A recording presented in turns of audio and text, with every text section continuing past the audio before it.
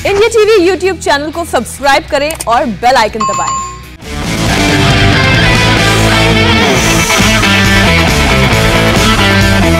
नमस्कार, आज की बात में आपका स्वागत है। आज मैं आपसे ब्लैक फंगस के बारे में बात करना चाहता हूं। एक ऐसी बीमारी जो है तो बहुत पुरानी, लेकिन आजकल इसने लोगों को बहुत डरा दिया है। कोरोना से ठीक होने के बाद, वायरस से लड़ाई जीतने के बाद बड़ी संख्या में लोग ब्लैक फंगस का शिकार हो रहे हैं। इसके केसेस इतनी बड़ी तादाद में आने लगे हैं कि उससे हैरानी होती है। डॉक्टर्स परेशान हैं। डॉक्टर्स बताते हैं कि ब्लैक फंगस आंखों की रोशनी छीन लेता है। यह खतरनाक बीमारी लोगों की जान तक ले लेती है। और ब्लैक फंगस के केस अचानक बढ़े हैं, पूरे देश में बढ़ गए हैं। हर शहर में इसके केस सामने आ रहे हैं।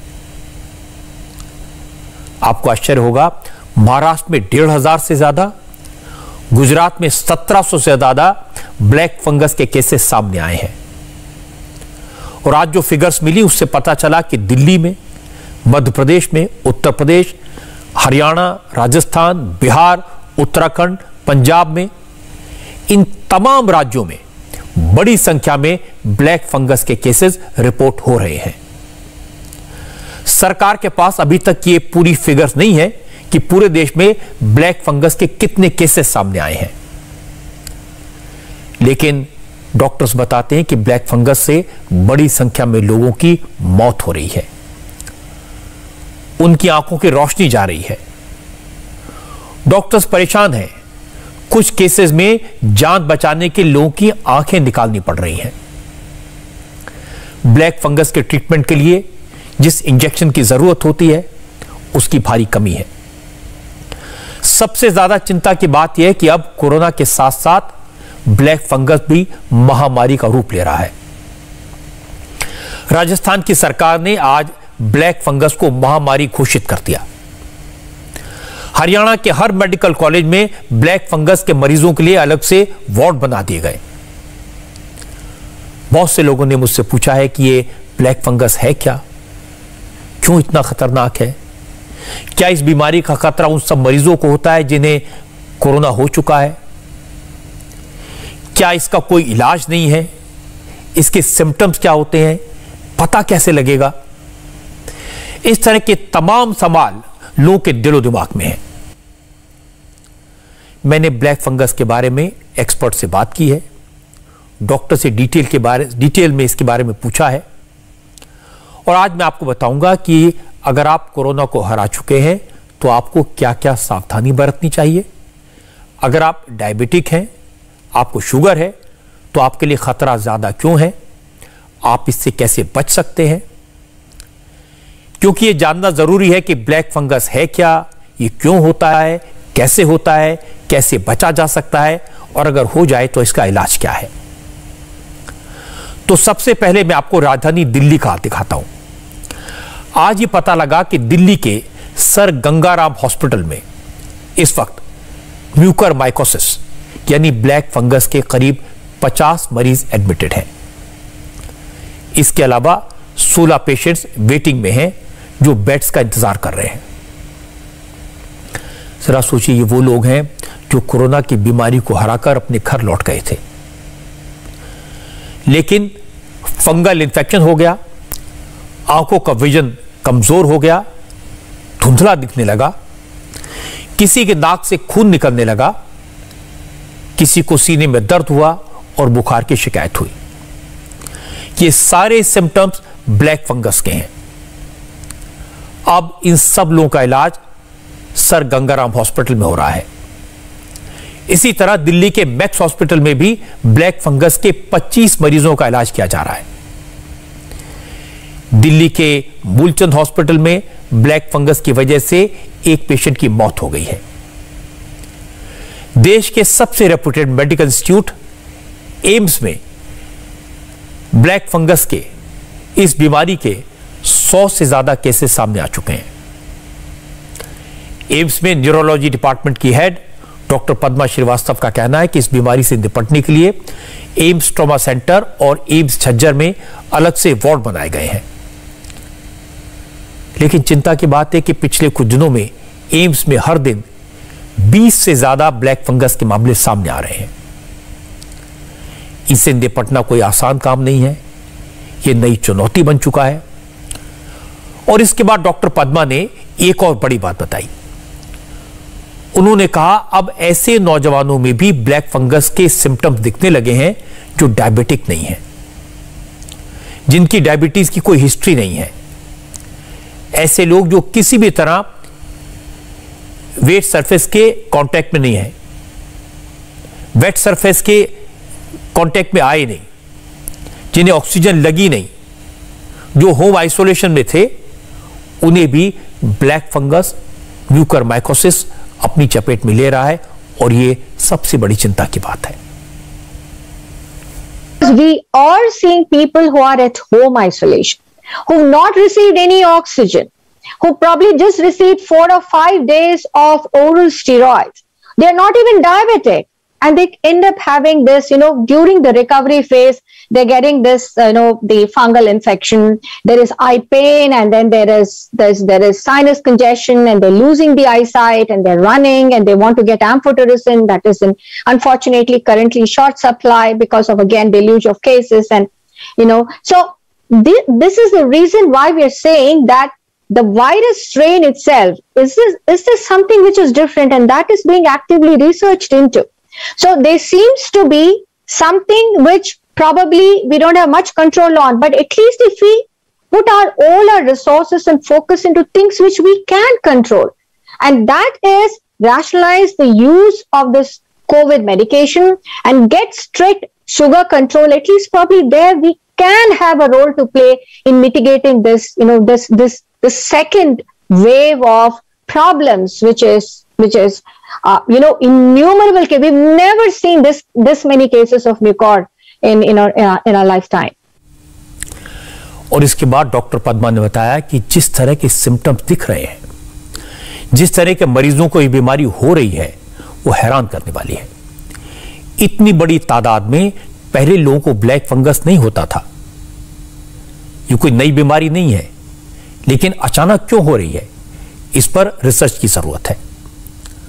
डॉक्टर पद्मा ने कहा यह पता लगाना भी जरूरी है कि कहीं वायरस में और म्यूटेशन तो नहीं हुआ है। क्या कोरोना का कोई नया स्ट्रेन है जो इस तरह के कॉम्प्लिकेशन को पैदा कर रहा है, इसकी भी जांच की जरूरत है। Maybe, we need more genomic sequencing of the RT-PCR samples that are being collected. We definitely need more sequencing so that we get more genomic data into it. Maybe this strain is also predisposing towards it, or it's a mucor is making this virus strain longer. So these are all hypotheses which need validation. But what is it that is there with us to be able to contain it? What is there in our hands as caregivers and as responsible citizens would be know that we should not be indiscriminately using any of the so-called, the drugs that are available to us. So even including the fact that maybe you should not dole out, especially steroids, no dole out as over-the-counter drugs with everybody, and you just first thing is this, you pop in steroids. Maybe self-medication and these kind of things can be curtailed. Definitely very rigorous control of, the sugars part of it, and rational usage of antibiotics. Maybe these things will be important. Of course, critical care and, keep everything very, very clean so that the pipelines and the oxygen and all that will also go without saying. But I think there's a lot of things that needs to be done here. And we have several, I would say, the islands were very, very gray. We need to understand this disease more as to why there has been such a deluge of mucormycosis also. But these are all hypotheses. Doctor Padma Srivastava AIIMS के neuro department की head हैं। दुनिया में उनका बहुत नाम है और उनकी चिंता बिल्कुल जायज है, क्योंकि ब्लैक फंगस जैसा वो बता रहे थे कोई नई बीमारी नहीं है, लेकिन पहले इसके बहुत कम केस होते थे। अब पिछले 2 हफ्ते में अचानक ब्लैक फंगस के केसेस की संख्या तेजी से बढ़ी है। ब्लैक फंगस एक तरह का फंगल इन्फेक्शन है उन लोगों को जल्दी होता है जिनका इम्यून सिस्टम कमजोर होता है, जो लोग वेट कंडीशंस में रहते हैं, उन्हें नमी की वजह से फंगल इन्फेक्शन हो जाता है, जो शुगर के पेशेंट्स हैं उन्हें इसका खतरा और ज्यादा है। चूंकि कोरोना के सीरियस पेशेंट्स को डॉक्टर्स इलाज के दौरान स्टेरॉइड्स देते हैं, इससे शुगर लेवल बढ़ता है, इम्यून सिस्टम कमजोर होता है, इसलिए कोरोना के मरीजों को ठीक होने के बाद ब्लैक फंगस की संभावना ज्यादा हो जाती है। ब्लैक फंगस के ज्यादातर मरीज कोरोना से उबर चुके लोग हैं, लेकिन कुछ केसेस ऐसे भी आए हैं जिन्हें देखकर डॉक्टर्स भी हैरान हैं। यंग लोगों को, नौजवानों को ब्लैक फंगस हो रहा है। जिन लोगों को शुगर की कोई प्रॉब्लम नहीं है उन्हें ब्लैक फंगस हो रहा है। जिन लोगों को कोरोना हुआ ही नहीं वो भी ब्लैक फंगस के शिकार हो रहे हैं। कम से कम मैंने 20 फंगल जो ब्लैक फंगस बोलते हैं, म्यूकरमाइकोसिस, वो पोस्ट कोविड पेशेंट्स में हमने देखा है। इसकी मैं थोड़ा सा जांच किया तो मेरे को पता चला कि जिसका, जैसे यंग पेशेंट मेरा एक अभी हॉस्पिटल में एडमिट है, 35 साल का, नॉन डायबिटिक, लेकिन उसको भी ब्लैक फंगस हो गया। ये क्यों हुआ? ये लोगों को सबको स्टीरॉइड्स दिया गया है और स्टीरॉइड्स देने के बाद ब्लड शुगर कंट्रोल देखा नहीं गया। हमारे पास जब आया, इसका आंखों में सूजन और देखने में भी थोड़ा सा प्रॉब्लम शुरू हो गया था, तो उसको अनकंट्रोल्ड डायबिटीज था। हमने एंडोस्कोपी किया तो ब्लैक फंगस दिखाई दिया, यानी कि म्यूकरमाइकोसिस। हमने उससे छोटा सा पीस निकाला और वो ब्लैक फंगस भी निकला, म्यूकरमाइकोसिस। तो उसको तुरंत हमने ऑपरेशन किया और सब कुछ करने के बाद विद इन 24 आवर्स वो बहुत इंप्रूवमेंट कर गया। डॉक्टर रामलिंगम ईएनटी स्पेशलिस्ट हैं, खुद ब्लैक फंगस के मरीजों का इलाज कर रहे हैं और वो भी परेशान हैं। और ये सिर्फ दिल्ली की बात नहीं है, ब्लैक फंगस के सैकड़ों मरीज महाराष्ट्र में डिटेक्ट हुए हैं। महाराष्ट्र सरकार ने आज इसे लेकर डिटेल में जानकारी दी। हेल्थ मिनिस्टर ने बताया कि महाराष्ट्र में अब तक म्यूकरमाइकोसिस के 1,500 से ज्यादा मरीज डिटेक्ट हुए हैं। इनमें से 500 लोग ठीक भी हो चुके हैं, लेकिन 850 ऐसे मरीज हैं जिनका इलाज अब भी चल रहा है। 90 लोगों की मौत हो चुकी है। हेल्थ मिनिस्टर ने कहा कि बीमारी के इलाज के लिए जिस दवा की जरूरत है अब उसकी शॉर्टेज होने लगी है। मरीजों की बढ़ती तादाद को देखते हुए महाराष्ट्र में ब्लैक फंगस के इलाज में काम आने वाले इंजेक्शन की रोजाना कम से कम 1.5 लाख वायल्स की जरूरत है। सरकार ने दवा कंपनियों को करीब 2 लाख इंजेक्शन का ऑर्डर दिया है। स्टेट के हेल्थ मिनिस्टर ने कहा चूंकि इंजेक्शन का कंट्रोल भारत सरकार कर रही है, इसलिए महाराष्ट्र को ज्यादा इंजेक्शन अलॉट किए जाएं ताकि मरीजों तक पहुंच सके। ब्लैक फंगस से अभी तक जो मौत हुई है वो 90 है, 90। तो ब्लैक फंगस को हमने लाइटली लेने का कोई कारण ही नहीं है, बहुत सीरियसली उसको लेना चाहिए। अगर एक व्यक्ति को, एक पेशेंट को अगर 100 इंजेक्शंस पकड़े जाए तो करीबन 1.5 लाख इंजेक्शंस तो आराम से इसको लगते हैं और वीकली बढ़ने की जो संभावना है वो भी 200, 400, 500 के दरमियान है। तो इन सभी स्थिति को मद्देनजर रखते हुए गवर्नमेंट ने अलॉटमेंट का कार्य जो उनके ऊपर है वो तेजी से करना जरूरी है, जल्दी करना बहुत जरूरी है। उसको उसके ऊपर गौर करके, क्योंकि हमने ग्लोबल टेंडर भी निकाला है एम्फोटेरिसिन बी का, यहां भी हमने ऑर्डर्स दिए हैं लोकल में, लेकिन ये ऑर्डर्स दे के कोई मतलब नहीं है, क्योंकि अलॉटमेंट जो होएगा वही हमारे को मिल सकेगा। नहीं तो हमने ऑर्डर दिया भी है, हमने तो 2 लाख वाइल्स की ऑर्डर दी है, लेकिन हमारे को मिला है अभी तक 15,000, 16,000 वाइल्स। तो जो भी मिले हैं हमने सभी डिस्ट्रिक्ट्स को इक्वल जो संख्या है उसके मुताबिक हमने वो डिस्ट्रीब्यूशन किया है। महाराष्ट्र की सरकार की चिंता समझ सकते हैं। जब इतनी बड़ी संख्या में केसेस सामने आ रहे हैं तो फिर इंजेक्शन की जरूरत भी होगी और वो भी इतनी बड़ी तादाद में जरूरत होगी। महाराष्ट्र में ब्लैक फंगस के सबसे ज्यादा केसेस नागपुर में हैं। नागपुर वो शहर है जहां सबसे पहले कोरोना का B.1.617 वेरिएंट डिटेक्ट हुआ था, खतरनाक वेरिएंट। अब यहीं पर अचानक ब्लैक फंगस के भी ज्यादा मरीज सामने आ रहे हैं। हमारे संवाददाता योगेंद्र तिवारी ने बताया है कि नागपुर में इस वक्त 400 से ज्यादा ब्लैक फंगस के मरीजों का इलाज चल रहा है। ये वो लोग हैं जो कोरोना से ठीक होकर जंग जीतकर घर लौट चुके थे, लेकिन म्यूकोरमाइकोसिस के कारण ये फिर से हॉस्पिटल पहुंच गए। और इतना ही नहीं, कोरोना से ठीक हुए 40 लोग तो ऐसे हैं जिनकी एक एक आंख की रोशनी पूरी तरह चली गई। कई लोगों की मौत हुई।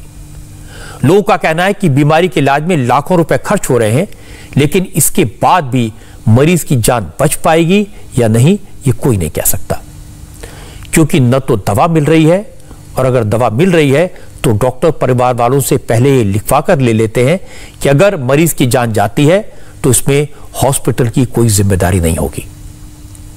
मरीजों के परिवार वाले दर दर भटक रहे हैं, उन्हें कोई दिलासा देने वाला नहीं है। उनकी बात सुनते हैं तो दिल भर आता है। 6 से 7 लाख रुपए तक के खर्चा आया है, और सबसे बड़ी चीज़ इस बीमारी का ये है कि ये पता ही नहीं चलता है कि इस पेशेंट को होगा या किस पेशेंट को नहीं होगा। बट मोस्टली जो पेशेंट कोरोना से अफेक्टेड होते हैं और जिनका इम्यूनिटी लो होता है, जैसे मेरे फादर का रिसेंटली सर्जरी भी हुआ था और उनका डायबिटीज़ भी काफ़ी हाई था, तो उस वजह से उनको ये बीमारी होने के चांसेस काफ़ी ज़्यादा थे। बट उनका जो कोरोना है वो जहाँ तक नेगेटिव इफेक्ट दिखाने लगा, उसके बाद उनको डिटेक्ट हुआ कि उनको फंगस हुआ है करके। तो ये बीमारी किसी को ही पता नहीं चलती कि किस तरीके से होगी, और ये काफ़ी ज़्यादा स्प्रेड हो रही है नागपुर में भी। जी, ये बीमारी ऐसी है कि नई नई आई हुई है, तो इसके बारे में डॉक्टर्स को भी उतना ज़्यादा नॉलेज नहीं है फिलहाल। तो होता क्या है कि हम तो पैसा पूरा लगाएंगे, डॉक्टर ने सर्जरी भी काफ़ी अच्छे से किया, मेडिसिन अवेलेबल नहीं थे बट वो भी हमने कैसे भी अवेलेबल कराए, बट फिर भी पेशेंट को इतना ज़्यादा अफेक्ट होता है इस बीमारी से कि वो लूज करते हैं। सबसे पहली चीज़ ये साइनस में होता है, जो कि नाक के अंदर होता है, और वहाँ से इन्फेक्शन स्प्रेड होने से उनकी आँख बंद हो गई थी।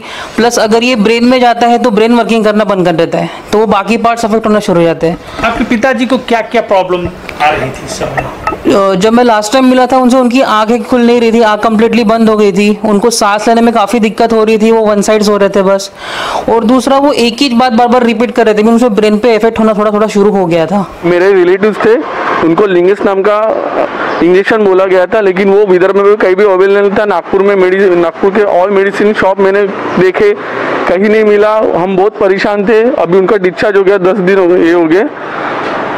इंजेक्शन मिला कि नहीं मिला? इंजेक्शन सर अवेलेबल नहीं हुआ। हम ज़्यादा पैसे देने को भी तैयार थे, लेकिन कोई इंजेक्शन अवेलेबल नहीं था। डॉक्टर बोले कि हमारे पास भी अवेलेबल नहीं है। स्थिति क्या है अभी? उनकी तबीयत कैसी है? अभी तबीयत थोड़ी स्टेबल है, लेकिन डॉक्टर बोल रहे थे कि उनका ये ज़्यादा बढ़ गया है, तो देख अभी थोड़ा स्टेबल है घर पर। तो इंजेक्शन नहीं मिल पाया? इंजेक्शन बिल्कुल मिल नहीं पाया। फिर हमने कम इंजेक्शन में ये किए, 5 इंजेक्शन बोले थे, फिर 1 इंजेक्शन से काम चला डॉक्टर ने। मैं आपको डॉक्टर्स की, एक्सपर्ट्स की, मरीजों की बात इसलिए डिटेल में सुनवा रहा हूं ताकि आपको अंदाजा लगे कि खतरा कितना बड़ा है, आप सावधान हो जाएं। और ये सिर्फ 2-3 राज्यों की बात नहीं है। राजस्थान सरकार ने तो आज ब्लैक फंगस को महामारी डिक्लेयर कर दिया। ब्लैक फंगस को उन्होंने कहा ये महामारी है, ये सरकार मानती है, उसके हिसाब से इलाज किया जाएगा। राजस्थान में कल सुबह तक ब्लैक फंगस के 750 से ज्यादा मरीज सामने आ चुके थे। पिछले 36 घंटे के फिगर्स अभी नहीं आए हैं। हमारे संवाददाता मनीष भट्टाचार्य ने बताया कि अकेले जयपुर में ब्लैक फंगस के 100 से ज्यादा केसेस मिले हैं। जोधपुर में ब्लैक फंगस के मरीजों की संख्या 50 से ज्यादा है। हालात को देखते हुए राजस्थान सरकार ने प्रदेश के सबसे बड़े हॉस्पिटल सवाई मानसिंह हॉस्पिटल में ब्लैक फंगस के लिए स्पेशल ओपीडी शुरू की है। ब्लैक फंगस के मरीजों के लिए अलग से वार्ड शुरू हो गया है। ब्लैक फंगस को सरकार ने चिरंजीवी बीमा योजना में शामिल कर लिया है। अब राजस्थान के लोगों को ब्लैक फंगस के इलाज के लिए 5 लाख तक का कवर मिल सकेगा। राजस्थान के हेल्थ मिनिस्टर ने बताया कि सरकार ने ब्लैक फंगस के मरीजों के इलाज का इंतजाम तो कर लिया है, लेकिन इसके इलाज के लिए जरूरी दवाएं, जरूरी इंजेक्शंस अवेलेबल नहीं है और इसके लिए केंद्र सरकार की मदद की जरूरत है। ब्लैक फंगस के इलाज के लिए जिस इंजेक्शन की जरूरत होती है उसकी 50,000 डोज केंद्र सरकार राजस्थान को उपलब्ध करवाए, ये उन्होंने मांग की। तो मृत्यु का परसेंटेज भी 50% के करीब है, जो बहुत चिंताजनक बात है। एक व्यक्ति को इंजेक्शंस भी, वैसे तो उसके वेट के हिसाब से होता है इसका डोज, लेकिन नॉर्मली 60 इंजेक्शन एक व्यक्ति को चाहिए। कीमत भी इसकी कुछ ज्यादा है। हमारे एक प्राइवेट हॉस्पिटल में 100 के करीब मरीज वहां भर्ती हैं। एसएमएस में भी हमने एक यूनिट इस बीमारी के ट्रीटमेंट के लिए खोली है। इसके अंदर जो एम्फोटेरेसिन इंजेक्शंस की जरूरत होती है, उसकी अवेलेबिलिटी नहीं है अभी। भारत सरकार ने इस औषधि को भी अपने नियंत्रण में ले लिया है और वही राज्यों को बंटवारा कर रही है।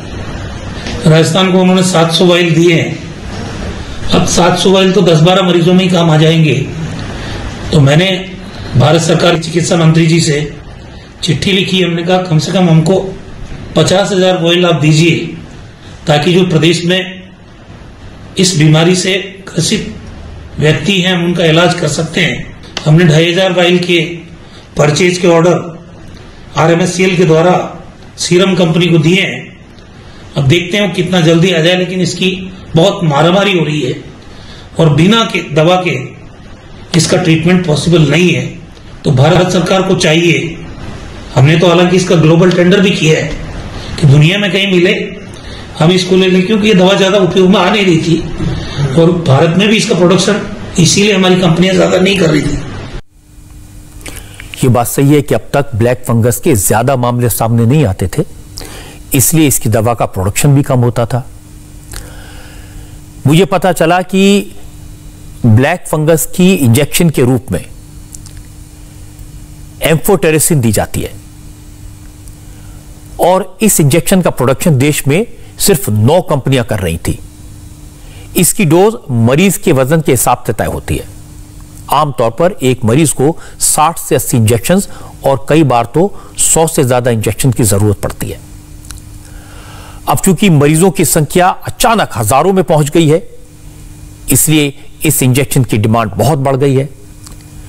लेकिन मुश्किल है कि पहले तो इस इंजेक्शन का प्रोडक्शन हमारे देश में होता था, लेकिन अब इस दवा का पेटेंट कराने वाली कंपनी ने इसकी परमिशन वापस ले ली है। अब ये इंजेक्शन अमेरिका से इंपोर्ट होता है, इसलिए इंतजार करना पड़ रहा है। लेकिन बीमारी तो दवा का इंतजार नहीं करती। ब्लैक फंगस के केसेस दिन ब दिन बढ़ते जा रहे हैं। मध्य प्रदेश और गुजरात के भी कई शहरों में ब्लैक फंगस का इन्फेक्शन तेजी से फैला है। गुजरात के अहमदाबाद, राजकोट, सूरत, वडोदरा जैसे शहरों में 1500 से ज्यादा केसेस सामने आए हैं। इसके अलावा दूसरे शहरों में भी करीब 200 मरीज हो सकते हैं। कई पेशेंट्स ऐसे हैं जिनकी आंखों की रोशनी चली गई। हालांकि कई मामले ऐसे हैं जहां म्यूकरमाइकोसिस को शुरुआत में ही डिटेक्ट किया गया और उसके बाद मरीजों की सर्जरी की गई। डॉक्टर्स का कहना है कि एक मरीज के इलाज के लिए 120 इंजेक्शन की जरूरत होती है और अब तक इंजेक्शन बैचेस में मिल रहा था, लेकिन अगर आगे केस इसी रफ्तार से बढ़ते रहे तो बड़ी परेशानी हो जाएगी, मरीजों को बचाना मुश्किल हो जाएगा। हालांकि पिछले हफ्ते गुजरात सरकार ने दावा किया कि उसने सभी शहरों को ब्लैक फंगल के इलाज में काम आने वाले इंजेक्शन की 5-5 हजार वाइल्स भेजी हैं, लेकिन यह कोशिश अब कम पड़ने लगी है। आज गुजरात हाई कोर्ट ने सरकार से पूछा कि दवा की कमी को लेकर सरकार का प्लान क्या है। मध्य प्रदेश में भी ब्लैक फंगस के केसेस तेजी से बढ़े हैं। कल तक यहां 421 मरीज डिटेक्ट हुए थे, लेकिन आज इन मरीजों की संख्या 570 को पार कर गई। कई जिलों में ब्लैक फंगस के मरीज सामने आने लगे हैं, लेकिन जिस तरह से इंदौर और भोपाल कोरोना का हॉटस्पॉट बने थे, उसी तरह इन दोनों जिलों में ब्लैक फंगस के मरीज ज्यादा सामने आ रहे हैं। ग्वालियर में भी ब्लैक फंगस के पेशेंट्स मिले हैं, लेकिन इसके साथ साथ अब दवा की किल्लत यहां भी शुरू हो गई है। बाजारों में इंजेक्शन नहीं मिल रहा, मरीजों के परिवार वाले अलग अलग जिलों में दवा के लिए भटक रहे हैं। आज ही शिवराज सिंह चौहान ने ब्लैक फंगस की सिचुएशन को लेकर एक मीटिंग की, रिव्यू किया, अफसरों से बात की और शिवराज सिंह ने कहा कि दवा की कमी है, लेकिन जल्दी ही यह कमी दूर हो जाएगी। सरकार ने कंपनियों से बात कर ली है केंद्र सरकार से मदद मांगी है। जल्दी ही प्रदेश के सारे हॉस्पिटल्स में ब्लैक फंगस के इंजेक्शन पहुंच जाएंगे, ये उन्होंने आश्वासन दिया। ब्लैक फंगस के पेशेंट्स आज मध्य प्रदेश में 573 के आसपास हैं। मेरे पास हर जिले का हिसाब है, थोड़े और बढ़ सकते हैं। अब ये कल्पना नहीं थी कि एंटी फंगल इतने इंजेक्शन की जरूरत पड़ेगी। मैं लगातार संपर्क में हूं, जितने इंजेक्शन मिल पाए, चाहे वो सन फार्मा के दिलीप सांघवी, उनसे बात करके फिर भारत सरकार ने अब तय कर लिया है कि वो वहीं से कोटा आवंटित करेंगे। आज या कल इंपोर्ट होके इंजेक्शन आ रहे हैं, वो जैसे ही आते हैं हम उनको जिलों में भिजवाते हैं और उनका न्यायपूर्ण वितरण सुनिश्चित कराएंगे। मैं लगातार संपर्क में हूं, लगातार बातचीत कर रहा हूं, तो उसका इंतजाम भी करेंगे। ब्लैक फंगस खतरनाक है, जानलेवा है, इसमें तो कोई शक नहीं है। डेथ रेट 50% से ज्यादा है। अधिकतर मामलों में आंख निकालनी पड़ती है। लेकिन यह भी सही है, अगर बीमारी का पता सही वक्त पर चल जाए, मरीज शुरुआती स्टेज में ही हॉस्पिटल पहुंच जाए, तो जान जाने का खतरा नहीं होता। इसीलिए मध्य प्रदेश सरकार ने पूरे प्रदेश में ब्लैक फंगस की जांच का अभियान चलाने का फैसला किया है। अब सरकार पूरे प्रदेश में लोगों की नेजल एंडोस्कोपी करवाएगी, जिससे इस बीमारी का पता जल्दी लगे और वक्त पर इलाज हो सके। हमने मध्य प्रदेश के हमारे 5 मेडिकल कॉलेज में इसकी अलग से यूनिट स्थापित की है, जिसमें ENT, ऑफ्थेल्मोलॉजी, मेडिसिन और न्यूरोलॉजी के हमारे डॉक्टर्स मिलकर इसका इलाज कर रहे हैं। क्योंकि ये दोनों तरह के पेशेंट में देखने को मिल रहा है, ड्यूरिंग कोविड और पोस्ट कोविड, तो इसमें जो सर्जिकल इंटरवेंशन करने की ज़रूरत होती है, इसलिए कोविड का OT और नॉन कोविड दोनों तरह के OT की भी व्यवस्था की है। उसके साथ ही ये भी स्टडी कह रही है कि यदि इसके जल्दी आइडेंटिफाई यदि इस बीमारी को कर लिया जाता है, तो इसमें मोर्टेलिटी, मरने की जो रफ्तार है उसमें कमी आएगी। इसीलिए हमने ये निश्चित किया है कि मध्य प्रदेश में हम अगले 15 दिन तक तीव्र गति से इसके आइडेंटिफिकेशन के लिए हम नेज़ल एंडोस्कोपी का एक कैंपेन चला रहे हैं, और जिसमें हम जहां एक और मेडिकल कॉलेज में भी ये कैंपेन चला रहे हैं जो कोविड के हमारे पेशेंट भर्ती हैं, तो उसके अलावा हमने प्राइवेट सेक्टर में जो हमारे ENT के सर्जन्स हैं उनकी एसोसिएशन के माध्यम से मध्य प्रदेश के विभिन्न ENT सर्जन से ये गुजारिश की है कि वो free of cost nasal endoscopy करें, जिससे कि बहुत अर्ली स्टेज में इसका आइडेंटिफिकेशन हो सके। दवाई को लेकर भी हमारी सरकार ने इसका प्रोक्योरमेंट ठीक ढंग से हो सके, इसकी व्यवस्था की है। निश्चित रूप से इंजेक्शन की कमी है, परंतु हम कोशिश कर रहे हैं कि इसको जल्द से जल्द आपूर्ति इसकी कर सकें। ये फैसला अच्छा है, कोशिश करनी चाहिए कि एडवांस में इस बीमारी के बारे में पता चल जाए। लेकिन लोग क्यूरियस हैं। अब तक तो पेट की एंडोस्कोपी के बारे में सुना था, कोलोनोस्कोपी के बारे में कई लोगों को पता है, लेकिन लोग पूछ रहे हैं कि ये नेज़ल एंडोस्कोपी क्या होती है, इसका प्रोसेस क्या है, इस बीमारी को हराने में इससे कैसे मदद मिलती है। तो ये समझने के लिए हमारे संवाददाता ने ENT स्पेशलिस्ट से बात की। नेज़ल एंडोस्कोपी जो है, जो दूरबीन से जो नाक का हम परीक्षण करते हैं, एग्जामिनेशन करते हैं, उसको नेज़ल एंडोस्कोपी बोलते हैं। तो आमतौर पे 5 से 10 मिनट का एक काम है ये। हम इसमें नाक को एक थोड़ा सा दवाई लगा के सुन कर देते हैं, और उसके बाद दूरबीन के माध्यम से नाक के हर कोने को कैमरे से कनेक्ट करके, दूरबीन कैमरे से कनेक्ट होता है, और फिर टीवी में हम उसको देखते हैं। और नाक के हर एक हिस्सा, स्पेशली वो हिस्सा जहाँ पे हम अभी जो एक कोविड महामारी के साथ जो म्यूकोरमाइकोसिस चल रहा है, तो वो उसका एक स्पॉट होता है जो अगर हम अपने टर्म्स में बताएं, डॉक्टर्स के टर्म में, तो एक मिडिल टर्बिनेट और इंफीरियर टर्बिनेट और एक मिडिल टर्बिनेट के आसपास की जगह, ये जगह सबसे पहले काला पड़ता है। तो ये हिस्से को हम अच्छे से एक बार एग्जामिन करते हैं। उसमें अगर जो भी सस्पेक्ट अगर मिलता है कि हमें शंका है कि इसको फंगल या ब्लैक फंगस जो है इसका इन्फेक्शन लग रहा है, तो फिर हम उस पे से एक टिश्यू निकालते हैं, एक छोटा सा टुकड़ा निकालते हैं, और उसको एक केवोच माउंट करके एक एग्जामिनेशन होता है जो माइक्रोबायोलॉजी डिपार्टमेंट वाले करते हैं। तो उनके पास ये टुकड़ा भेजा जाता है, जिस पे वो कंफर्म होता है कि फंगल इन्फेक्शन है कि नहीं है। तो तो ये पूरा एक प्रक्रिया जो है इसको हम नेजल एंडोस्कोपी बोलते हैं, जो एक डायग्नोस्टिक पर्पस से किया जाता है। आज मैं आपको अलग अलग एक्सपर्ट्स की बात इसलिए सुनवा रहा हूं ताकि आपको अंदाजा लगे कि ब्लैक फंगस है क्या, और ये बताना इसलिए जरूरी है, इसकी हर एस्पेक्ट को जानना इसलिए जरूरी है क्योंकि पूरे देश में ये केसेस आ रहे हैं। उत्तर प्रदेश, हरियाणा और उत्तराखंड में भी ब्लैक फंगस के मरीजों की जानकारी मुझे मिली है।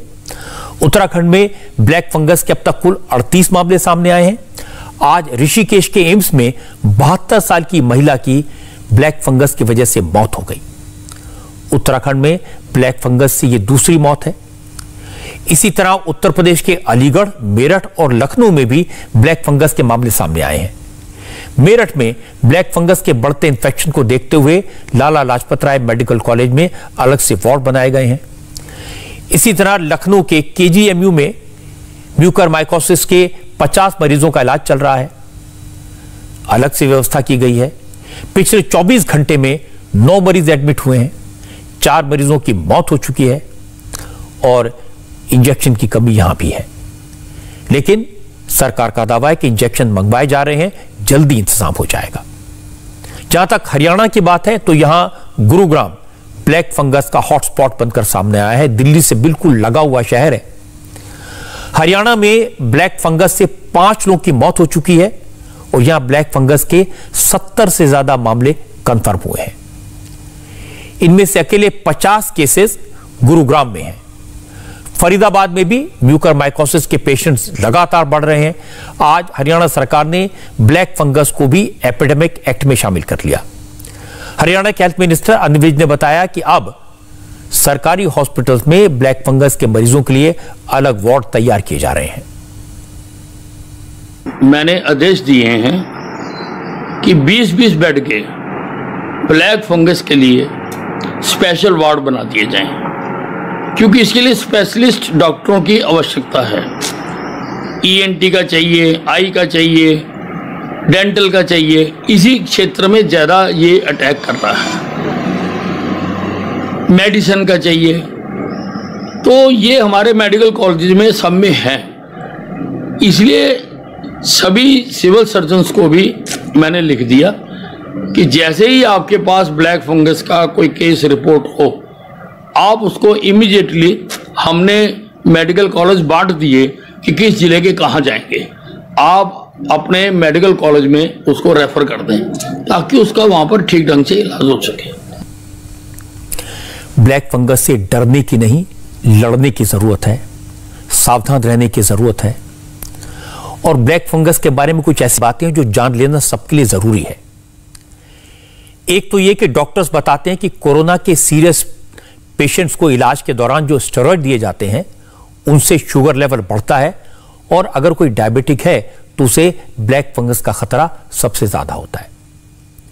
इसके सिम्टम्स डॉक्टर बताते हैं, नाक बंद हो जाए, नाक की हड्डी में दर्द हो, नाक से ब्लैक लिक्विड या खून बहने लगे, धुंधला दिखाई देने लगे, बुखार हो, चेस्ट में दर्द हो, तो तुरंत डॉक्टर से संपर्क करना चाहिए।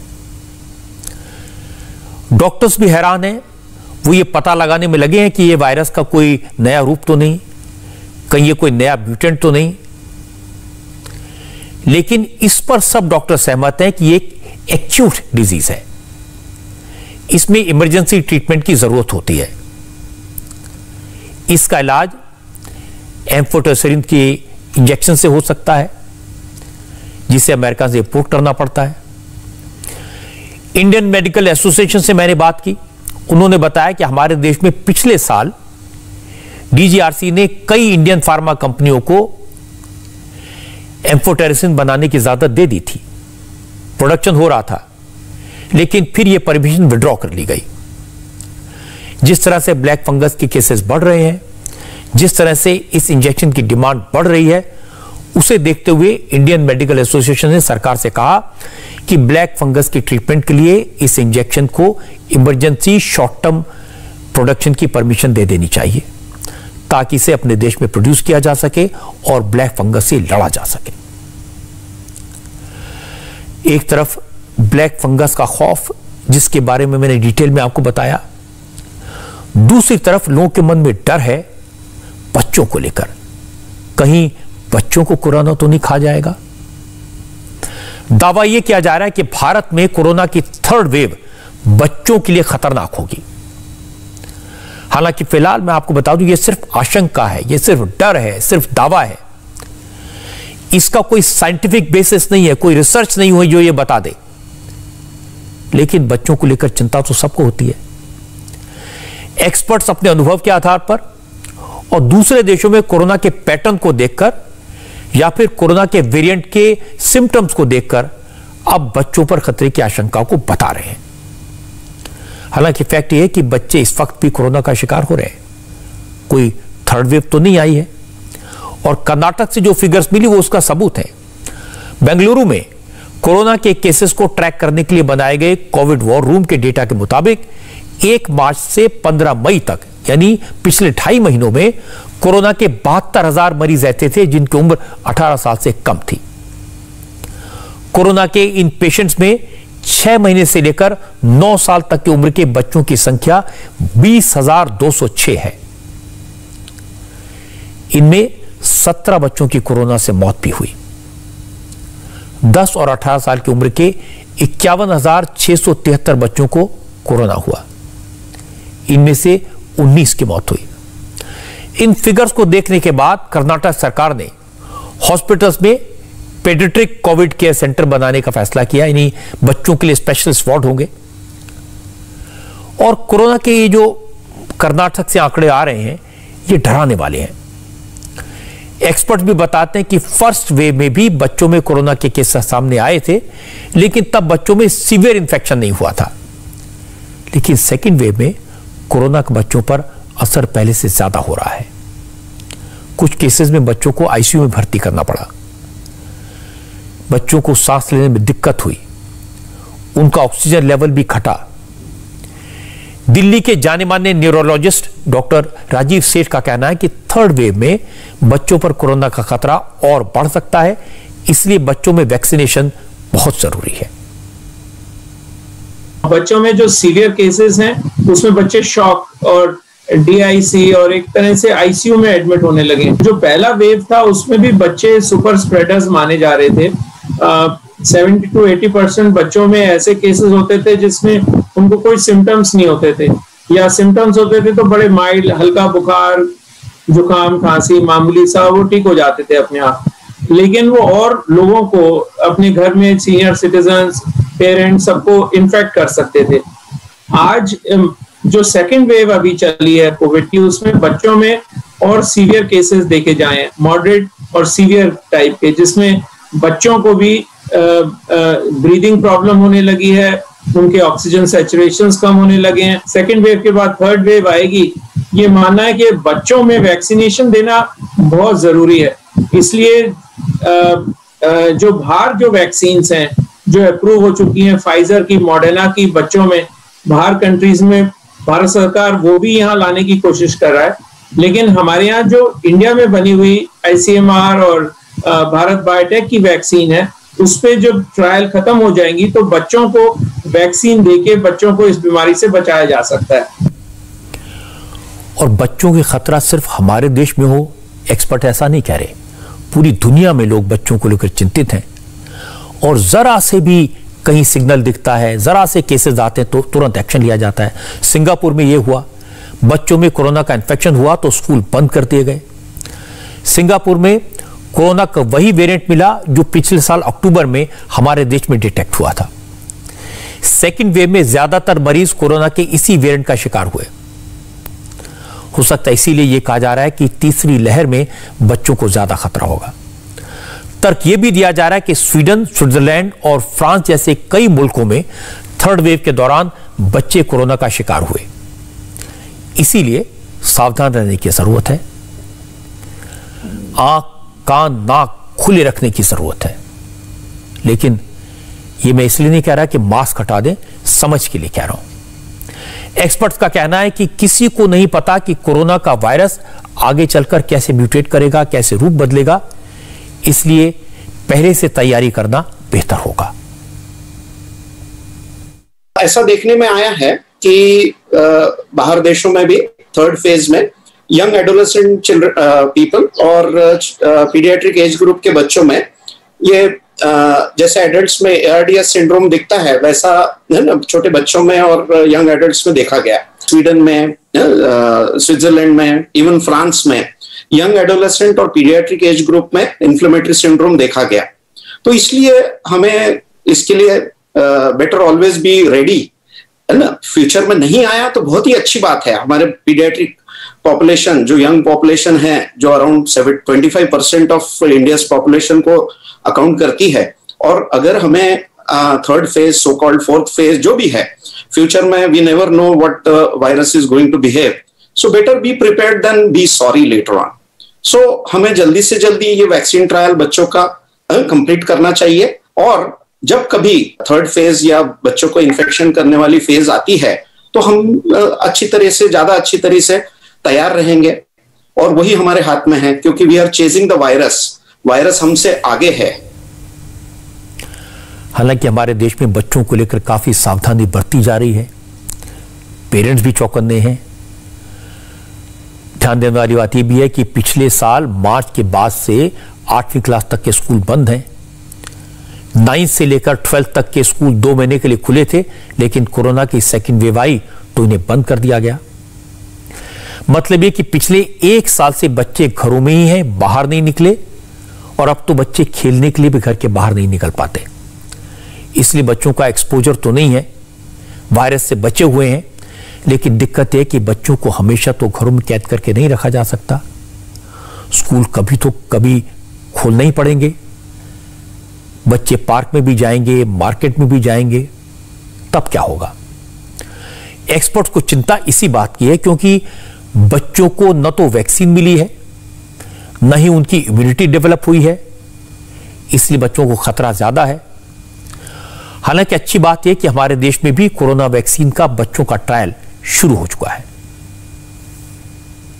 देखिए, आने वाले समय में बच्चे स्कूल भी जाएंगे, बच्चे पार्क में खेलने भी जाएंगे और एक्टिविटीज में इन्वॉल्व होंगे, तो बच्चों के लिए वैक्सीन होना is very important. AIIMS new Delhi, AIIMS Patna and memes Nagpur में ऑलरेडी DCGI ने परमिशन दे दी है, और इसका एक सेट प्रोसीजर होता है। अब ये हम लोग प्रोटोकॉल अपने एथिक्स कमेटी में सबमिट करेंगे, और एथिक्स कमेटी के अप्रूवल के बाद ये ट्रायल स्टार्ट हो जाएगा। DCGI ने फेज 2 एंड फेज 3 ट्रायल के लिए परमिशन दी है, और वील सी इम्यूनोजेनिसिटी, इसके साइड इफेक्ट क्या हैं बच्चों पर, और इसकी एफिकेसी कितनी है, ये हम लोग देखेंगे। और फेज 2 ट्रायल के बाद जो डेटा है उसको सबमिट किया जाएगा DCGI में, उसके बाद फेज 3 ट्रायल होगा। तो लगभग 3 से 4 महीने इन सब प्रोसीजर में लग जाएगा, और फाइजर कंपनी ने ऑलरेडी ट्रायल शुरू कर दिया है USA में, और उन्होंने 6 मंथ ऑनवर्ड किया है। 6 मंथ से बड़े बच्चों में उन्होंने ऑलरेडी स्टार्ट कर दिया ट्रायल। और सेकंड थिंग मैं बताना चाहूंगा कि 12 से 18 साल के जो एज ग्रुप है उसमें भी फाइजर ने ऑलरेडी ट्रायल करके अप्रूवल मिल गया उनको FDA से, सो उन्होंने ऑलरेडी मार्केट में, I think this vaccine is already available in the market. ये बात सही है कि बच्चों को लेकर ज्यादा चिंता इसलिए है क्योंकि अभी तक उनके लिए कोई वैक्सीन नहीं है। लेकिन मैं इसके बारे में आपको बता देता हूं, हमारे देश में भारत बायोटेक 2 साल से 18 साल की उम्र तक के बच्चों पर कोवैक्सीन का क्लिनिकल ट्रायल बहुत जल्द शुरू करेगी, और यह 3rd फेज का ट्रायल है, जिसका नतीजा 3 से 5 महीने में आ सकता है। वैज्ञानिकों का अंदाजा है कि अगर तीसरी वेव हिट हुई तो उसमें भी 3 से 5 महीने लगेंगे, इसलिए उससे पहले बच्चों के लिए वैक्सीन हमारे देश में अवेलेबल हो जाएगी। अगर हमारे यहां बनने में देरी हुई तो क्या होगा? दुनिया के कुछ उदाहरण हैं। कनाडा ने 12 से 15 साल के बच्चों के लिए फाइजर की वैक्सीन की परमिशन दे दी है। अमेरिका में भी अब 12 से 15 साल की उम्र के बच्चों का वैक्सीनेशन शुरू होने वाला है, वहां भी फाइजर के इमरजेंसी यूज की इजाजत दे दी गई है। फाइजर ने मार्च में 6 महीने से 11 साल की उम्र तक के बच्चों पर ट्रायल शुरू कर दिए हैं, और इसके शुरुआती नतीजे सितंबर तक आ जाएंगे। अमेरिका में फाइजर के अलावा मॉडर्ना और जॉनसन एंड जॉनसन की वैक्सीन के ट्रायल भी बच्चों पर शुरू हो गए हैं। तो इसलिए मैं आपसे कहता हूं कि सावधान रहने की जरूरत तो है, लेकिन बच्चों को लेकर घबराने की जरूरत नहीं है। मुझे पूरा विश्वास है कि बहुत जल्द हमारे यहां फाइजर की वैक्सीन की इजाजत मिल जाएगी और ये बच्चों को लगाई जा सकेगी। बल्कि मैं तो ये कहूंगा कि जैसे ही फाइजर की परमिशन मिले तो कोशिश होनी चाहिए कि सबसे पहले ये वैक्सीन बच्चों को दी जाए। उम्मीद करनी चाहिए कि तब तक बाकी कंपनियों को भी बच्चों के इस्तेमाल के लिए, बच्चों को लगाने के लिए वैक्सीन का अप्रूवल मिल जाएगा और बच्चों के लिए कम से कम वैक्सीन की कमी नहीं होगी। हमारे डॉक्टर्स, हमारे वैज्ञानिक, हमारी सरकारें, सबकी बातें आपने सुनी। सब लोग मिलकर लोगों को ब्लैक फंगस से, कोरोना से बचाने के तरीके निकाल रहे हैं। हॉस्पिटल में बेड्स बढ़ाए गए हैं, ऑक्सीजन का इंतजाम किया गया है, इंजेक्शन इंपोर्ट किए जा रहे हैं। लेकिन इस सब के बावजूद इस देश में कुछ लोग ऐसे हैं जो कोरोना के कहर को ठगी का मौका मान रहे हैं। अब ये बात सब जानते हैं कि कोरोना के खिलाफ निर्णायक लड़ाई के लिए वैक्सीनेशन हमारा सबसे बड़ा हथियार है। आज वैक्सीनेशन को लेकर केंद्र सरकार ने नई गाइडलाइंस जारी की। नई गाइडलाइंस के मुताबिक कोरोना के पेशेंट पूरी तरह रिकवर होने के 3 महीने बाद वैक्सीन लगवा सकते हैं। अगर कोई वैक्सीन की पहली डोज लेने के बाद कोरोना पॉजिटिव हो गया था तो वो भी रिकवर होने के 3 महीने बाद वैक्सीन की सेकेंड डोज लगवा सकता है। गाइडलाइंस के मुताबिक अगर किसी को कोरोना के अलावा कोई दूसरी गंभीर बीमारी हुई और वो हॉस्पिटल या आईसीयू में एडमिट हुआ तो ऐसे लोग भी 4 से 8 हफ्तों के बाद वैक्सीन ले सकते हैं। इसी के साथ ब्रेस्ट फीड करवा रही महिलाएं भी कोरोना वैक्सीन लगवा सकती हैं। हालांकि गर्भवती महिलाएं वैक्सीन लगवा सकती या नहीं, इसको लेकर अभी कोई फैसला नहीं लिया गया है। सरकार का कहना है कि अभी इस पर चर्चा जारी है। गाइडलाइंस के मुताबिक कोरोना की वैक्सीन लगवाने से पहले रैपिड एंटीजन टेस्ट कराने की जरूरत नहीं है। कोविड वैक्सीन लेने के 14 दिन बाद ब्लड डोनेट किया जा सकता है। इसी तरह कोरोना से रिकवर होने के 14 दिन बाद ब्लड डोनेट किया जा सकता है। कोरोना के इलाज के लिए जरूरी चीजों पर किस तरह से ठगी की जा रही है, इसकी एक हैरान करने वाली खबर दिल्ली से आई है। पुलिस ने आज एक इंटरस्टेट गैंग का भंडाफोड़ किया। इसकी डिटेल्स, मेरी कोशिश रहती है कि मैं आपको आने वाले खतरों के प्रति आगाह करूं, सावधान करूं। तो इस वक्त कोरोना के साथ साथ ठगों से भी, पाप करने वालों से भी सावधान रहने की जरूरत है, क्योंकि ऐसे बहुत सारे गैंग एक्टिव हो गए हैं जो कोरोना के मरीजों के रिश्तेदारों की मजबूरी का फायदा उठा रहे हैं। इस तरह के गैंग ऑक्सीजन सिलेंडर देने के नाम पर, दवा देने के नाम पर या फिर हॉस्पिटल में बेड दिलाने के नाम पर ठगने की कोशिश में लगे हैं। ऐसे लोगों से बहुत अलर्ट रहने की जरूरत है, क्योंकि ये ऑर्गेनाइज्ड गैंग्स हैं। दिल्ली पुलिस की क्राइम ब्रांच ने ऑक्सीजन सिलेंडर सप्लाई करने के नाम पर ठगी करने वाले एक ऐसे गैंग का पर्दाफाश किया है जो बिहार के नालंदा से चल रहा था। नालंदा में बैठकर दिल्ली में कोरोना के मरीजों के परिवार वालों को ठग रहा था। मई के पहले हफ्ते में दिल्ली पुलिस को ऑनलाइन फ्रॉड की शिकायतें मिली। दिल्ली पुलिस की क्राइम ब्रांच ने जांच की तो पता चला कि लोगों के पास ऑक्सीजन सिलेंडर के कॉल नालंदा से आ रहे हैं। दिल्ली पुलिस ने बिहार पुलिस की मदद ली और नालंदा से 4 लोगों को अरेस्ट किया। पूछताछ में हैरान करने वाला खुलासा हुआ। यह गैंग छोटू चौधरी नाम का अपराधी चला रहा था। छोटू चौधरी ने एक गैंग में 300 लोगों को भर्ती किया हुआ था। सबका काम बांट दिया गया था। कुछ लोग कोरोना के मरीजों को ऑक्सीजन सप्लाई करने वाला मैसेज बनाकर सोशल मीडिया में फ्लोट करते थे। कुछ लोग बैंकों से संपर्क करके फर्जी डॉक्यूमेंट के आधार पर अकाउंट्स खुलवाते थे। कुछ लोगों की ड्यूटी मदद करने के लिए आने वाले फोन कॉल को रिसीव करने की थी। यह गैंग दिल्ली, मुंबई, चंडीगढ़ समेत कई शहरों में करीब 200 लोगों के साथ ऑनलाइन फ्रॉड कर चुका था। छोटे चौधरी नाम का गिरोह है वहाँ, जिसमें कि करीब 200-300 लोग काम करते हैं और ये पिछले 2-3 साल से इस तरह कई तरह के स्कीम्स निकाल कर एटीएम का पिन आपका बंद हो जाएगा, आप अपना पिन नंबर बता दीजिए, आपका कार्ड बंद हो जाएगा। OLX वाला आपको पता होगा, OLX पे जो फ्रॉड्स करते थे, तो कई तरह के LIC के फ्रॉड्स, ये सब तरह के फ्रॉड्स कर रहे थे। और इनकी वेल ऑयल्ड एक मशीनरी है। इसमें 2 वर्टिकल पाया गया है। एक वर्टिकल होता है मार्केटिंग वर्टिकल। उस मार्केटिंग वर्टिकल का काम होता है कि उनको मीडिया मैसेजिंग बनाना होता है।